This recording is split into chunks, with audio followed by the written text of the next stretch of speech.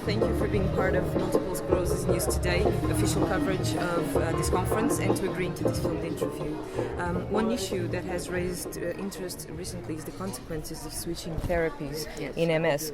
For instance, some patients are reported to be abandoning effective disease-modifying drugs, such as natalizumab, in favor of potentially weaker but safer drugs, a decision that could lead to relapse and neurological deterioration. Should the issue of switching therapies be a priority in MS research, and are guidelines necessary? Well, I think from a clinical point of view, switching is very important because it comes up on a daily basis.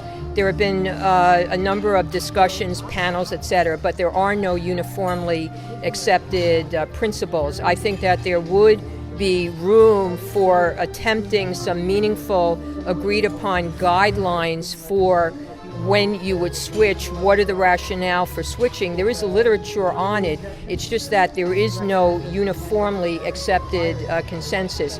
And I do think it should be a mutual decision between the physician and the patient, hopefully a knowledgeable physician that can truly guide the patient with best recommendations. In your opinion, what are the biggest challenges now facing researchers and physicians regarding MS treatment and related clinical decisions? Well, we have so many treatments that it's almost unethical to do placebo-controlled trials in relapsing MS and you have patients being treated. We're now turning to progressive MS. I think we have a plethora of therapies, but progressive MS is a much more difficult entity to treat. So you want to be able to get trials paid for.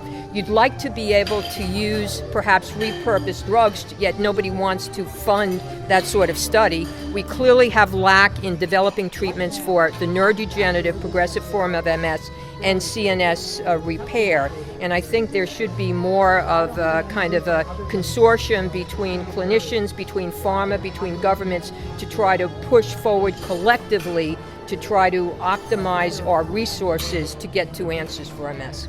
And finally, clinical decisions on treatment strategy are ultimately made by the patient's healthcare team.